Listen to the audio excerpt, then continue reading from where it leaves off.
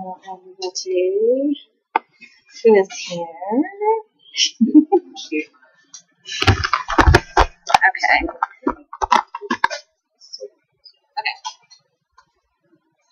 Do you know this ship? It's a pretty unmistakable image, but how much do you really know about the Titanic? You might be surprised. Hello, I want to thank you all for being here, and I would like to tell you a little bit about the Royal Mail ship Titanic. Was her launching really that significant? Was she the most beautiful and decorative ship of her time? And could her sinking have been prevented? Or was she doomed from the start? I have found some interesting information which may answer some of these questions. I would like to take you back 101 years ago to the launching of this Queen of the Ocean. It is April the 10th, 1912. And from 10 facts about the Titanic, we learned that no one really paid much attention to her maiden voyage. It was actually her sister ship, the Olympic, which was in the limelight, having sailed the previous year. And it's actually a photo or photos of the Olympic that we mistake for being the Titanic. However, Titanic was one of the most luxurious ships of her time.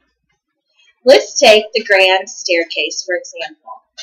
It really was a sight to behold. It was made famous in James Cameron's movie, The Titanic. Intricate carved woodwork and metalwork adorned this beautiful showpiece. However, instead of using marble for the flooring, they decided to use a new product, which was actually preferred and much more expensive than marble. And no expense was to be spared on the Titanic.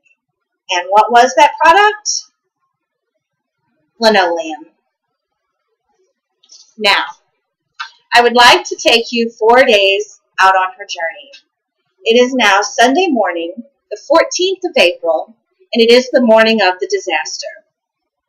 The BBC One reported that a lifeboat drill had been scheduled for that day, but for some unknown reason, the captain of the Titanic, Edward Smith, canceled that drill. Now, could more people have been saved if they knew more about the lifeboats? Could one simple key have saved lives? From the book, Titanic, History in an Hour, we find out what a lookout in the crow's nest needs most. Not just a good pair of eyes, but a good pair of binoculars as well. However, just days before the Titanic set sail, Second Officer David Blair was removed from the ship's crew list, and he forgot to turn in his key. And that key was to the lookout's lockers, which contained the binoculars. Now, was she doomed before she ever set sail? A Texas State research team investigated how the moon may have played a critical role in the sinking of the Titanic. They found that a once-in-a-many-lifetimes event occurred just 3 months before the Titanic set sail. The sun and the moon had aligned in such a way that their gravitational pulls enhanced each other, and the moon was its closest to Earth in 1,400 years. Now, all of this maximized the moon's tide-raising forces on the Earth's oceans.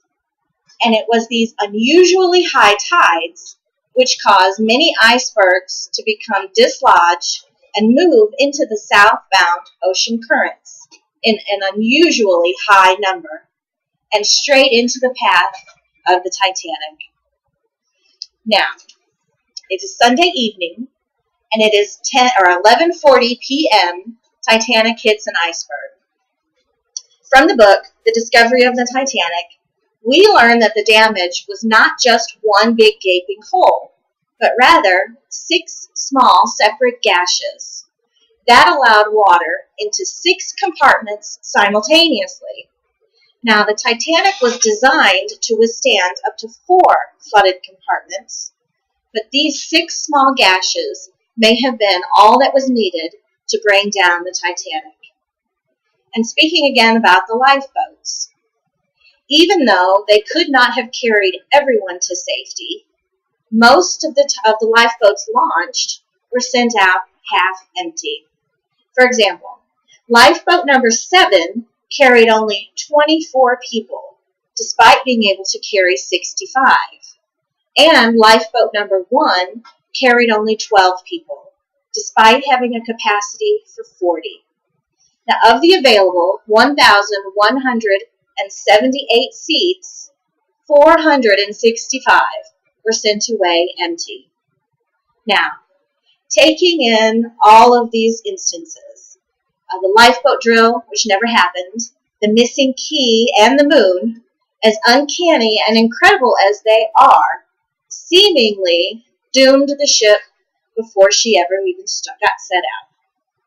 Now, the most tragic occurrence is the life that was lost. Of the 2,200 people on board, one was 19-year-old Jeremiah Burke. His mother saw him off and sent him with a bottle.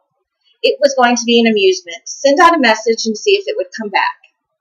Well, as the Titanic was sinking, he threw the bottle and his message overboard. Amazingly, that bottle washed ashore just a year later, only a few miles from his family home. It is dated the 15th of April, 1912, and it reads, "From Titanic, goodbye all, Burke of Glanmire, Cork." And it can be seen at the Cobb Heritage Center in Cork. Now, although the Titanic's launching may not have generated much notice at the time, the disaster she met and the 1,500 souls lost will be remembered. And as she was one of the most beautiful ships, sadly, she seemed doomed to make just this one voyage. Whether that was due to one or through a culmination of events, we'll never know. But hopefully, some of this information that I have brought you has given you a little bit of insight into the Titanic and her tragic ending. Thank you.